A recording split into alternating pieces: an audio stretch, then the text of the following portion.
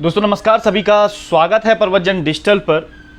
अभी एक नई अपडेट आई है कि एसटीएफ द्वारा जो 21वीं गिरफ्तारी कर दी गई है। जो ये पूरा प्रकरण चल रहा था वीडियो धांधली का, 21वीं गिरफ्तारी हो गई है। बड़ी अपडेट अभी आई है।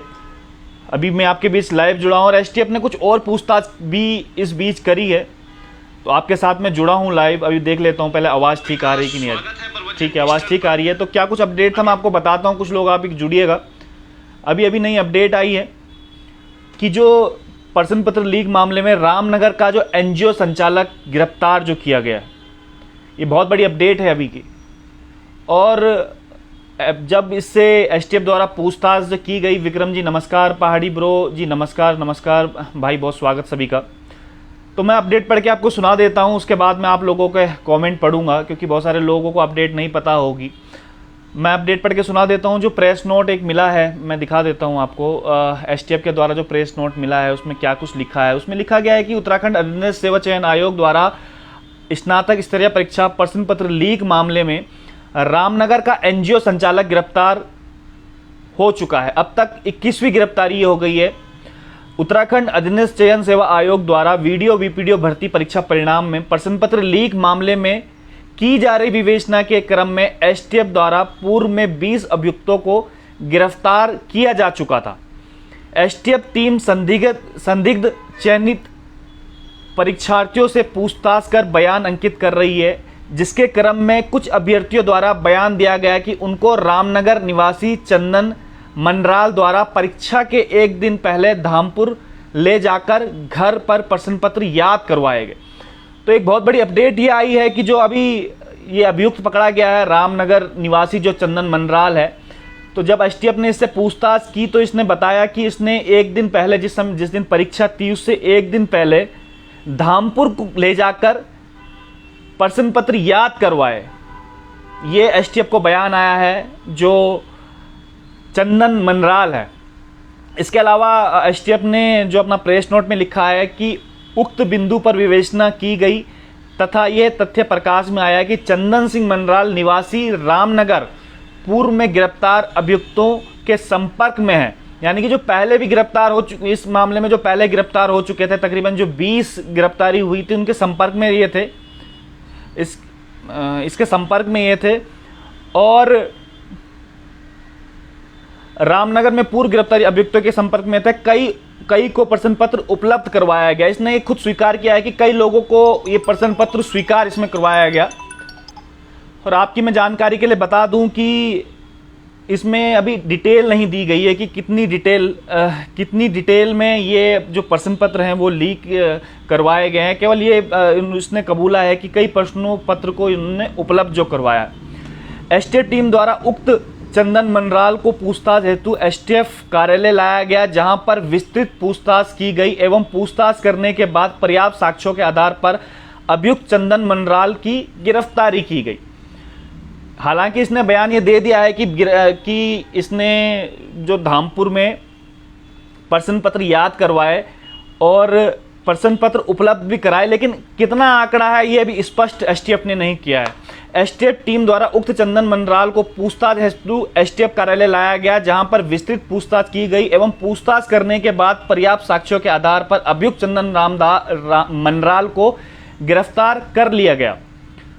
गिरफ्तार अभियुक्त इसके आगे बताया इन्होंने कि चंदन सिंह मनराल पुत्र झग्गड़ सिंह मनराल, जो इसके फादर का नाम है झग्गड़ सिंह मनराल है, ये निवासी लखनपुर रामनगर के हैं, जो रामनगर में एक जगह पड़ती है लखनपुर। उम्र करीब 63 साल।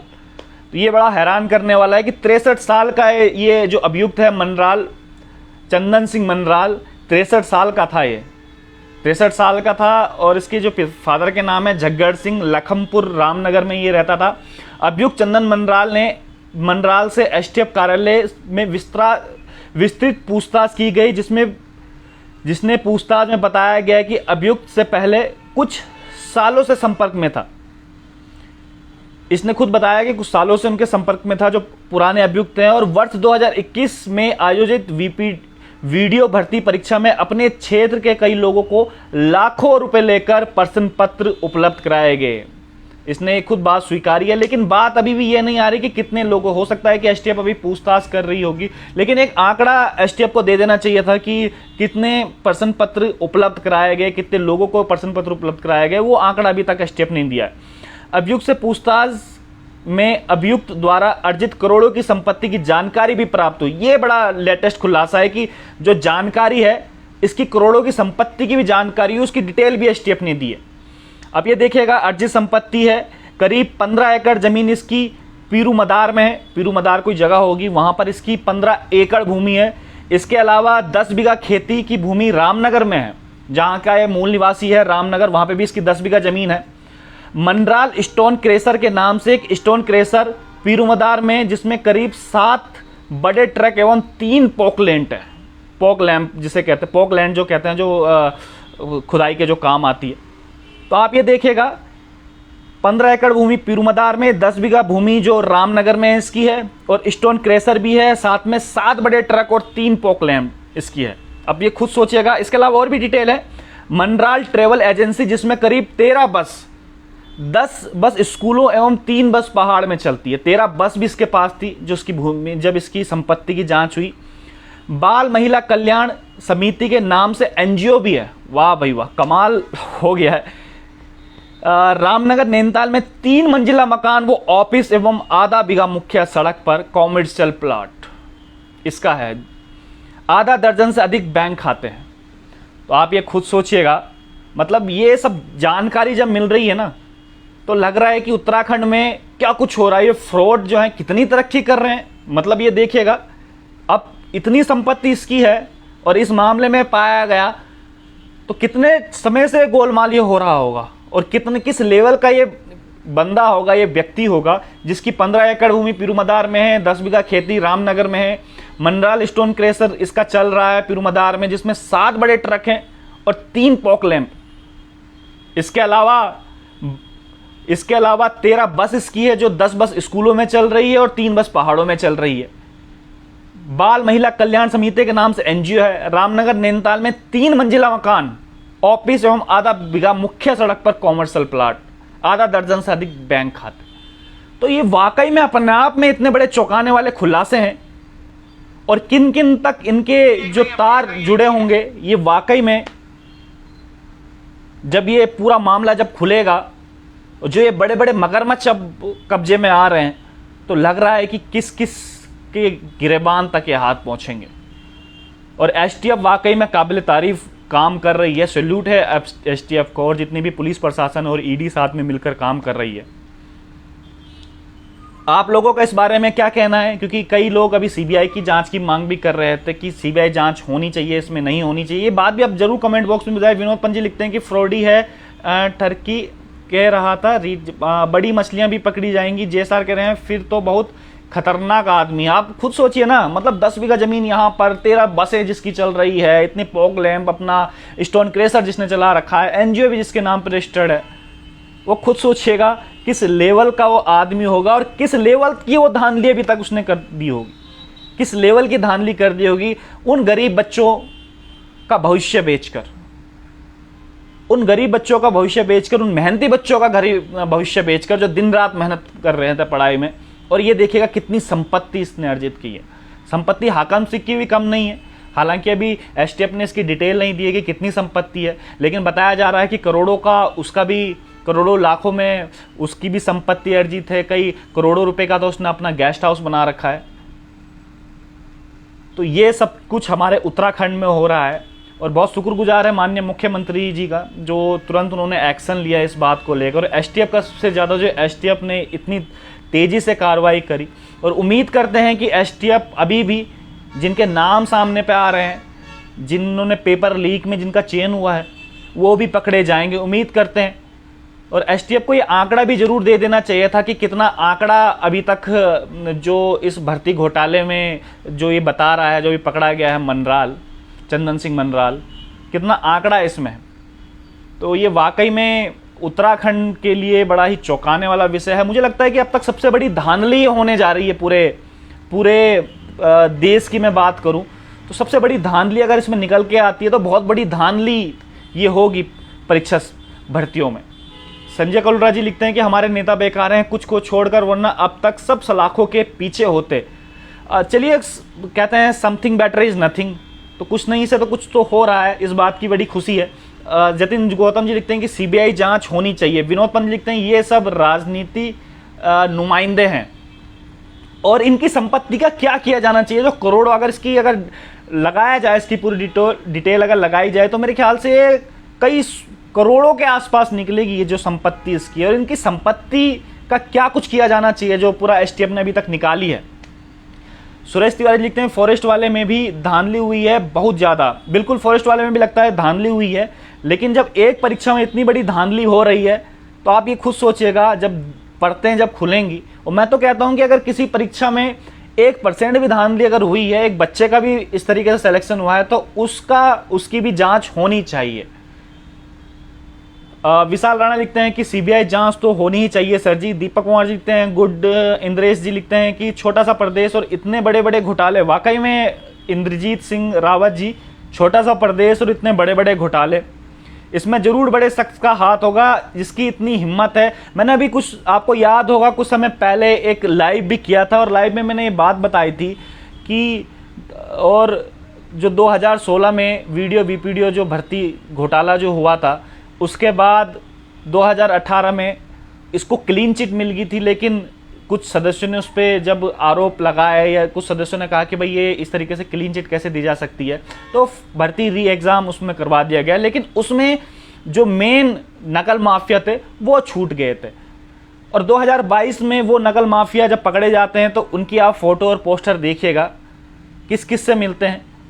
तत्कालीन मुख्यमंत्री के साथ उनकी फोटो नजर आती है, तो कुछ ना कुछ हमें तो गड़बड़ झाला लगता है। वो एक डायलॉग है ना, कुछ तो गड़बड़ है दया, तो वही वाला हिसाब है, कुछ तो गड़बड़ है दया। जब 2016 में जब ये भर्ती हो रही थी, उसमें धांधली जब पाई गई, पहले तो उसको क्लीन चिट दी, सबसे पहले तो उसको उस जो जांच अधिकारी है उसके ऊपर भी कार्रवाई होनी चाहिए जिसने क्लीन चिट दी थी 2018 में कि कोई घपला नहीं हुआ था। उसके बाद री एग्जाम करवाया गया, उसके ऊपर कार्रवाई होनी चाहिए। जो दूसरे जो उस समय तत्कालीन अध्यक्ष रहे हैं यूके के, जिसके पास ये घपला घोटाला हुआ, क्योंकि जो पूर्व सदस्य थे उन्होंने बड़े इल्जाम लगाए थे कि किस प्रकार से, अगर आपने वो वीडियो पुराना देखा होगा तो उनके ऊपर भी कार्रवाई होनी चाहिए। और जो संरक्षण में प्राप्त थे ना, जो मैं कहता हूं बार बार, चाहे वो कितना भी बड़ा नेता क्यों ना हो, अगर संरक्षण उनका प्राप्त है और 1% भी लगता है कि इनके बदौलत ये नकल माफिया पकड़े जाने थे लेकिन पकड़े नहीं गए, तो वो भी जेल के पीछे होने चाहिए, क्योंकि उतने ही गुनहगार उन बच्चों के वो हैं, उन मेहनती बच्चों के भविष्य के खिलवाड़ जिन्होंने किया है। जितने गुनहगार आज हाकम सिंह को हम मान रहे हैं, या जो अभी जो पकड़े गए हैं 21 अभियुक्त, इनको हम मान रहे हैं, उतने बड़े गुनहगार वो लोग भी हैं जो 2018 में जिस समय भर्ती ये हो रही थी और इसमें जब कुछ लगा कि इसमें कुछ ना कुछ धांधली हो रही है और कोई नकल माफिया इसमें नहीं पकड़ा गया, तो हो सकता था जो 2022 में आज हम बातें कर रहे हैं वो बातें आज हम नहीं कर रहे होते, अगर 2018 में इसमें लगाम लग गई होती। लेकिन शुक्र है एसटीएफ का, शुक्र है हमारे मुख्यमंत्री का, जो इन्होंने लगातार इस प्रकार से कार्रवाई करी और एक एग्जाम्पल दिया, जो जीरो टॉलरेंस की वो बात करते हैं, एक एग्जाम्पल भी स्थापित किया। तो बिग सैल्यूट है उन लोगों को भी। संजय करोड़ा जी लिखते हैं यदि उत्तराखंड में सीबीआई जांच नहीं होती तो उत्तराखंड सरकार और केंद्र सरकार दोनों पर प्रश्न चिन्ह लगाना लाजमी है। विनोद राणा लिखते हैं कि अभी सबसे बड़ा घोटाला तो आया ही नहीं, पकड़ में सीबीआई से जांच कराओ, फिर देखो कैसे बड़ी मछली आती है। बिल्कुल, मुझे लगता है कि एक पुलिस प्रशासन के पास एसटीएफ हालांकि बहुत अच्छा काम कर रही है, नो डाउट कितना अच्छा काम कर रही है, लेकिन अगर इसमें सेंटर की इन्वॉल्वमेंट होता है, सीबीआई इसमें अगर इन्वॉल्वमेंट करती है तो हो सकता है, क्योंकि एक दायरा होता है पुलिस प्रशासन का भी, तो वो दायरा से बढ़कर काम करेंगे, क्योंकि एक पॉलिटिकल प्रेशर भी होता है। जब पॉलिटिकल प्रेशर, जो यूके के अध्यक्ष थे उन्होंने कहा था कि हाँ फोन आते थे, इस प्रकार के पॉलिटिकल प्रेशर होता है क्योंकि स्टेट की राजनीति करते हैं, तो हो सकता है कि कुछ लोग बच जाएं। लेकिन जब सीबीआई के दायरे में ये बातें आएंगी तो शायद इनमें से कोई भी नहीं बच पाएगा, क्योंकि उनके ऊपर स्टेट का पॉलिटिकल प्रेशर कुछ नहीं होगा। और सेंटर ये हमेशा यही चाहती है और सीबीआई हमेशा यही चाहती है कि दूध का दूध और पानी का पानी हो। तो आपको क्या लगता है, आप भी कमेंट बॉक्स में बताइए। लेकिन बड़ी हैरान करने वाली आज की जो न्यूज़ है, बड़ी हैरान करने वाली है। जो 21वां ये अभियुक्त जो पकड़ा गया है, इसकी संपत्ति देखकर वाकई में अच्छे के अच्छे अच्छों के दिमाग इसमें खुल जाएंगे। कितना बड़ा ये घोटाला इसमें है। महेंद्र कफोला जी लिखते हैं कि सीबीआई जांच इसकी होनी चाहिए। अंकित जोशी जी लिखते हैं कि वन दरोगा की जांच के लिए भी बोलो कुछ अपने इंटरव्यू वगैरह में, पहले वाली जांच हो जाए उसके बाद वन दरोगा की जांच, क्योंकि केवल वन दरोगा नहीं है, जो पुलिस भर्ती हुई है, यूपी पीसीएस में जो घोटाले हुए हैं, अगर 1 दर्जन से ऊपर ऐसी जो परीक्षाएं हैं उसमें घोटाले सामने आ रहे हैं, छोटे छोटे सबूत उसमें सामने आ रहे हैं। केवल एक परीक्षा की बात नहीं कर रहे हैं जो आप अभी लिख रहे हैं। मैं किसी का कमेंट पढ़ रहा था कि एक परीक्षा क्यों कह रहे हैं कि इसकी आप बात भी कीजिए। केवल एक परीक्षा की बात नहीं, 1 दर्जन से ऊपर परीक्षाएं इसमें है जिसमें धांधली की संभावना नजर आ रही है। लेकिन पहले एक को हम लोग लगातार इसमें जो अभी जांच चल रही है इस पर प्रेशर बनाने का काम करेंगे और जल्द से जल्द जो इसमें धांधली में शामिल लोग हैं उनको स्पष्ट करने की कोशिश करेंगे कि धांधली में कौन कौन लोग शामिल थे। उसके बाद फिर जो नेक्स्ट हमारा जो रहेगा, जो हमारे पास सबूत आएंगे उसके आधार पर हम लोग प्रेशर गेम खेलेंगे कि भाई इन परीक्षाओं की भी जांच होनी चाहिए। भूपेंद्र मनराल लिखते हैं सीबीआई जांच से क्यों डर रहे हैं ये। आकाश सिंह जी लिखते हैं कि प्रीतम सिंह, गोविंद सिंह कुंजवाल, हरक सिंह रावत, एसपीएल आर्य, इन सब ने क्या किया सबको पता है। मीना मिनी लिखते हैं कि अभी तो हैरानियों की शुरुआत ही है, पता नहीं आगे कितनी हैरानियां होनी बाकी है। बिल्कुल, जिस हिसाब से लगातार परतें खुल रही है, लेकिन सबसे खुशी की बात यह है कि परतें खुल रही हैं 2018 की तरह। बार बार मैं 2018 को इसलिए कोट कर रहा हूं क्योंकि मुझे बड़ा दुख है इस चीज का कि 2018 में जिस समय ये भर्ती धांधली शुरुआत में वीडियो की हुई थी, अगर 2018 में ये खुल जाती है भर्ती धांधली तो 2022 में शायद ये सब चीजें नहीं होती और अब सब चीजें नॉर्मल हो रखी होती है अगर नकल माफिया उस समय पकड़े जाते। तो इसलिए बार बार मैं भर्ती धांधली 2018 की बात कर रहा हूं और 2018 के जो गुनहगार है वो भी नहीं बचने चाहिए, चाहे कितने भी बड़े उसमें लोग क्यों ना शामिल हो। गोविंद आर्य लिखते हैं कि चिकित्सा सेवा चयन बोर्ड का क्या होगा। खुशहाल रावत जी लिखते हैं कि अधीनस्थ सेवा चयन आयोग में लगभग सभी भर्ती परीक्षा विवादों के घेरे में है, इसलिए छात्र हित में न्याय संगत जांच होनी चाहिए जो भविष्य के लिए मिसाल बने। बिल्कुल, हम यही बात कर रहे हैं कि एक मिसाल इसमें कायम होनी चाहिए क्योंकि बच्चों के भविष्य के साथ जो दिन रात पढ़ाई जो कर रहे हैं उनके भविष्य के साथ कितना बड़ा खिलवाड़ है। आंकड़ा आप उठा के देख लीजिए, कितना डिप्रेशन में जो यहाँ के जो बच्चे मेहनत करते हैं कितना डिप्रेशन में चल जाते हैं। तो वो उन सब बातों को लेकर बिल्कुल खुलासा होना चाहिए। बार बार जब मैं लाइव आता हूँ तो इस बात को मैं ज़रूर बोलता हूँ क्योंकि ये दुख सभी को ही है, इसका दुख हम भी भली बात ही जानते हैं। वी के नोटियाल जी लिखते हैं कि कौन है वो महापुरुष। बलवंत रावत जी लिखते हैं कि भाई पकड़े भी जा रहे हैं जिनका बैकग्राउंड कम है। भाई पकड़े वे जा रहे हैं जिनका बैकग्राउंड कम है। ऐसा नहीं है, जो आज जो पकड़ा गया वो बहुत बड़े बैकग्राउंड से आता है। अगर इसकी शुरुआत से आप वीडियो देखेगा, इसकी प्रॉपर्टी के बारे में जानकारी मिली, किस किस से इसके लिंक थे वो जानकारी मिली। आप शुरुआत से अगर आपने वीडियो देखेगा दोबारा से तो आपको पता चलेगा कि कितने बड़े बैकग्राउंड का ये आदमी था। क्या हाकम सिंह कम बैकग्राउंड का आदमी था जो दिन रात बड़े बड़े अधिकारियों के साथ, डीजीपी के साथ उसकी फ़ोटो है, उसके साथ उसकी जो पुराने सीएम हैं त्रिवेंद्र सिंह रावत उनके साथ फ़ोटो है, नए सीएम जो हैं दामी जी उनके साथ फ़ोटो है। तमाम वो बड़े बड़े नेता जो अपना कद रखते हैं उत्तराखंड में उनके साथ वो फोटो है, वो तक नहीं बख्शा गया। तो लगता है कि कुछ ना कुछ अब अच्छा होने वाला है उत्तराखंड में।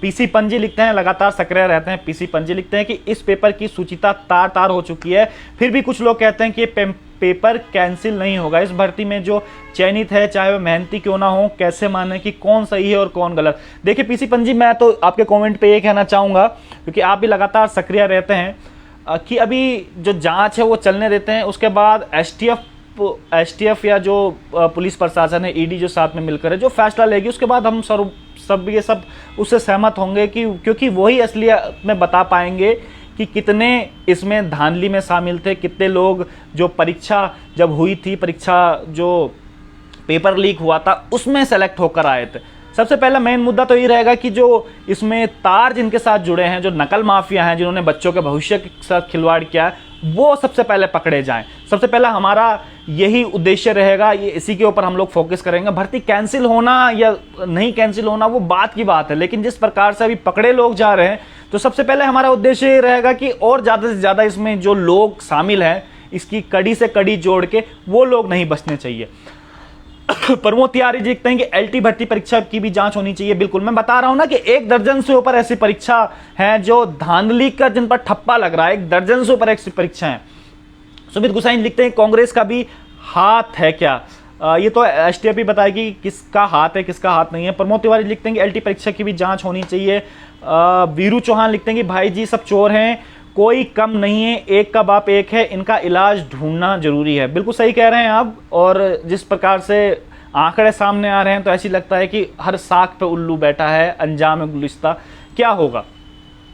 सबसे पहले वीरू रावत लिखते हैं कि सबसे पहले सहकारिता घोटाले की जांच होनी चाहिए। 15-15 लाख में नौकरियां बेची गई। यहाँ सहकारिता का भी इस प्रकार से आ रहा है कि वहां पर भी बहुत बड़ी धांधली हुई है। सुरेश तिवारी लिखते हैं कि एसटीएफ और मुख्यमंत्री जी ने काफी सराहनीय कार्य किया है। सारे एग्जाम यूके पीसीएस के द्वारा करवाए जाने चाहिए। यूके एसएससी ने अच्छा तो यूपीटीईआर था। यूपीटीईआर में भी यूबीटीआर में भी काफ़ी घोटाले घपले भी सामने आए हैं। हम नहीं कह सकते कि वो भी बिल्कुल साफ सुथरा था। अगर वो उतना साफ सुथरा होता तो शायद यूके SSS की भी जरूरत इसमें नहीं होती। राजू पवार जी लिखते हैं रावत जी इस पूरे एपिसोड का क्या कोई बड़ा मगरमच्छ सरकार में बैठे सफेद पोस्ट भी हो सकता है? अगर होगा तो क्या सफेद पोस्ट तक एसटीएफ के पहुंच सकते हैं क्या? बिल्कुल, ये जो मांग उठ रही है ना सीबीआई की, जो बहुत अच्छा कॉमेंट आपने किया है, ये जो मांग उठ रही है ना सीबीआई की, वो इसीलिए उठ रही है क्योंकि मुझे ऐसा लगता है कि 2018 में जो भर्ती नकल माफिया नहीं पकड़े गए उन पे बहुत बड़े सरगनाओं का हाथ था, या अगर उसमें शामिल भी नहीं होंगे लेकिन उन पे हाथ था उनको बचाने का। और वो लोग आज के समय में शायद इतने पावर में नहीं हैं, तो उनके ऊपर भी बिल्कुल कार्रवाई होनी चाहिए जिनका हाथ था, जिनके संरक्षण में वो लोग कार्य कर रहे थे, क्योंकि वो भी उतने ही बड़े दोषी हैं। और शायद मैं कह रहा हूं, मैं कोई शक नहीं कर रहा हूं एसटीएफ पे। एसटीएफ बहुत बेहतरीन अपना काम कर रही है, बिल्कुल सैल्यूट मैं करता हूं एसटीएफ को। लेकिन हो सकता है कि जब और भी बड़े मगरमच्छ पकड़े जाएं या पॉलिटिकल प्रेशर स्टेट का उन पे आए, तो हो सकता है कि कुछ वो बैकफुट में आ जाए। वो बैकफुट में ना आए, इसलिए जितने भी लोग हैं वो सीबीआई की मांग कर रहे हैं। और जो पॉलिटिकल प्रेशर की हम लोग बातें करते हैं, क्योंकि है तो स्टेट लेवल पे ही ना। स्टेट लेवल पे जब मेन सरगना का सबसे बड़े ऊंचे बैठे हुए उनका फ़ोन आ जाएगा तो फिर हो सकता है कि एक बार को, वैसे तो नहीं होगा, बहुत अच्छा काम कर रही है, लेकिन एक हम अनुमान जो लगा सकते हैं, तो इसलिए सारे के सारे सीबीआई जांच की इसमें मांग कर रहे हैं कि सीबीआई जांच इसमें बिल्कुल होनी चाहिए। नारायण सेमवाल जी लिखते हैं कि सीबीआई जांच होनी चाहिए। प्रमोद सजवान लिखते हैं कि छोटे मोटे नहीं, जब कोई बड़ा सफ़ेद पोस्ट पकड़ा जाए तो जाँच सही मानी जाएगी।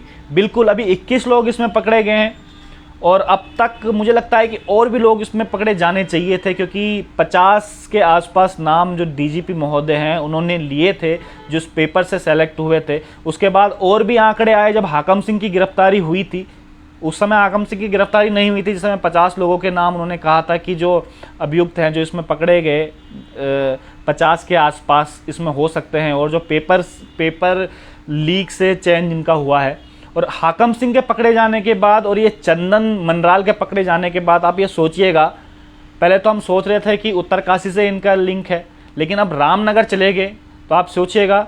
उसके बाद कई ऐसी लोगों की बातें भी आ रही कि चंपावत में भी ये सब चीज़ें हो सकती है। उसके बाद हरिद्वार का भी इसमें जिक्र हो रहा है। तो अगर वाकई में इसमें कुछ सच्चाई है, और सच्चाई मेरे ख्याल से इसमें होती है, जहाँ पर आग होती है धुआं भी वहीं से उठता है।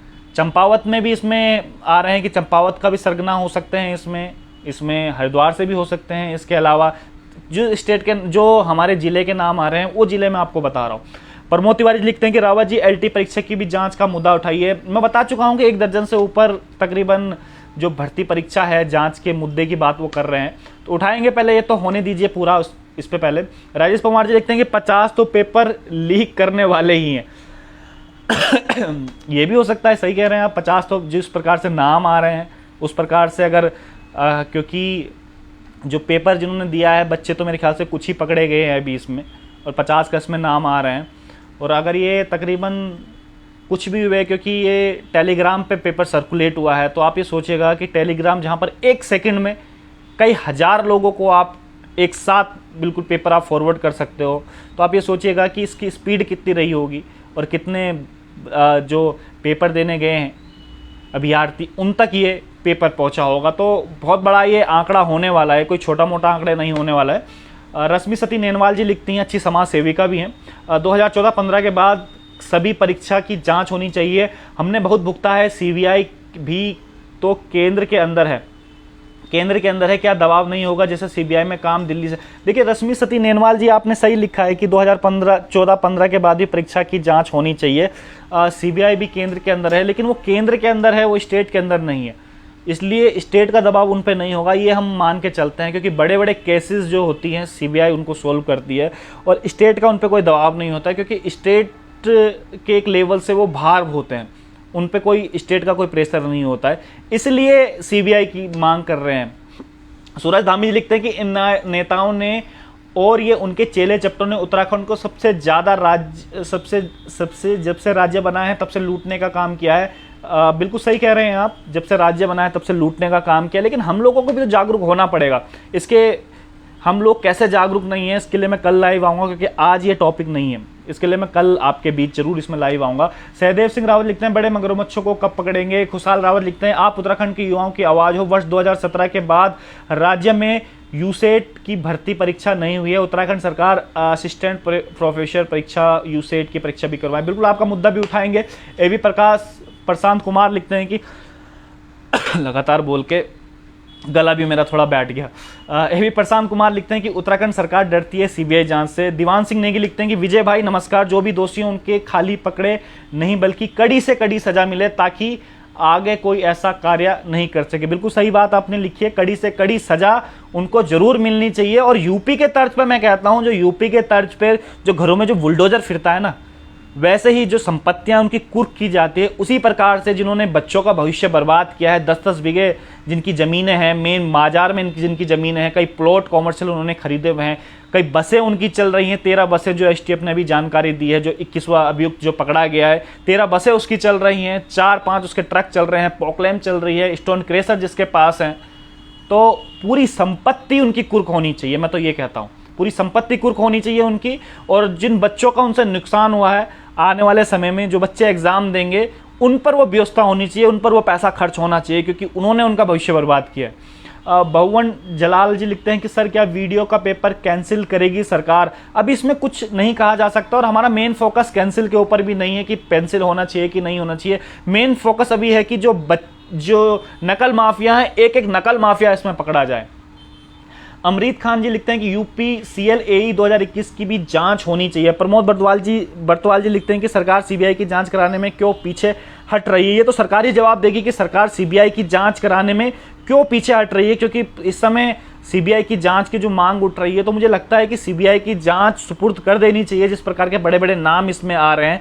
आकाश शर्मा जी लिखते हैं आपका भी हृदय से आभार भैया, आपने बहुत साथ दिया है, इसमें आपकी पत्रकारिता को दिल से सलूट। बहुत बहुत धन्यवाद आकाश शर्मा जी। और हमें भी काफ़ी खुशी होती है जब आप जैसे लोग कमेंट करते हैं और अप्रिशिएट करते हैं हमारे वर्क को, क्योंकि लगातार मीडिया ही ऐसा माध्यम है जो खबरों को उठाती है, खबरों को तथ्य से उठाती है और उसके ऊपर मजबूर करती है सरकार को, शासन को, प्रशासन को एक्शन लेने के लिए, क्योंकि आप लोग साथ होते हैं। तो हमें भी बड़ी खुशी होती है, क्योंकि हमें पता है कि जिनकी हम आवाज़ उठा रहे हैं वो साथ में। तो दोस्तों, जो आज हमने वीडियो जो लगातार लाइव के माध्यम से आपके बीच में आया हूँ, इसको शेयर ज़रूर कीजिएगा। आपको लगता है कि सीबीआई जांच अगर इसमें होनी चाहिए और जो बड़े बड़े मगरमच्छों की जो बात की जाती है वो इसमें पकड़े जाने चाहिए, तो आप प्लीज़ इसको शेयर ज़रूर कीजिएगा, क्योंकि ये बहुत बड़ी इन्फॉर्मेशन है और बच्चों तक ये पूरी इन्फॉर्मेशन जानी चाहिए कि जो नया अभियुक्त इसमें पकड़ा गया है उसकी कितनी संपत्तियां हैं, जो मैंने शुरुआत में आपको बताई, किस प्रकार से वो सीबीआई एसटीएफ की वो रडार में आया। तो ज़रूर कीजिएगा। तो आज के लिए इतना ही। आप देख रहे थे मेरे साथ प्रवचन डिजिटल। बहुत बहुत नमस्कार, धन्यवाद आप सभी का। जय हिंद, जय उत्तराखंड।